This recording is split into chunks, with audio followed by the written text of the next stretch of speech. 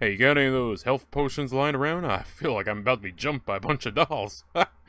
Where the fucking odds of that one, huh? Keeping an eye out for spooky demos, I happened across one that seemed rather familiar to a larger title. A foggy little town, a schoolgirl uniform, and throwing hands with monsters. I'm not talking Silent Hill F, I'm talking about Welcome to Doll Town.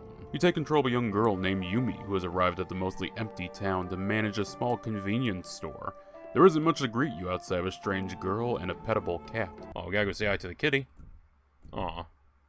While exploring, you can begin to discover strange anomalies, as well as doll-like enemies. The demo will even have you playing different characters at select story moments. Initial impressions are sadly a mixed bag. The actual characters and environments don't look terrible, save for some odd physics here and there. The skybox, however, is a problem. The harsh black sky looks more like a glitch of some sort. Perhaps just blending it in by making it the same color as the fog would work better.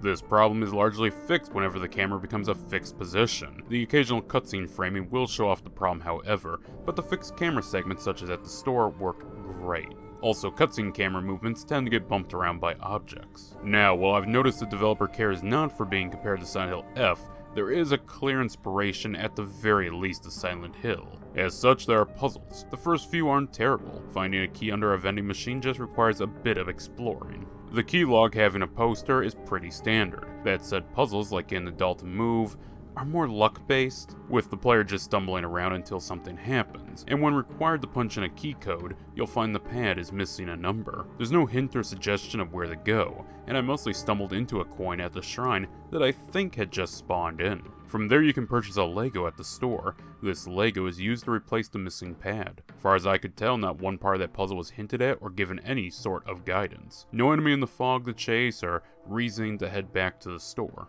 Combat, on the other hand, is rough. Maybe a little less screen shake is needed. There wasn't much of it in the game, and what was there was against rather easy enemies. I managed to down them in just a few swings. A simple 3-hit combo seems to be all there is. Maybe the full version will have more challenge and use for deeper combat.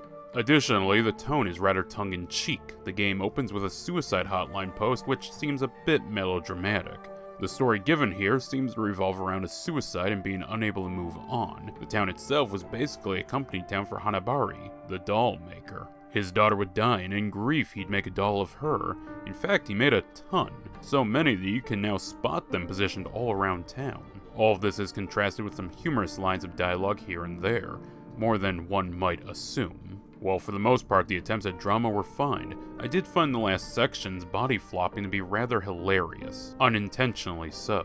There's also the goofy emotes that can make the game feel like a shitpost. Maybe it's my age showing, but I find emote dancing on a defeated doll to sap a little bit of the horror out of this survival horror title. Perhaps if it was tied behind a New Game Plus. At the very least, the town seems like it may be fun to explore. I hope more is added come the full release. While you lack a map, there are many notice boards around town that have a map layout on them.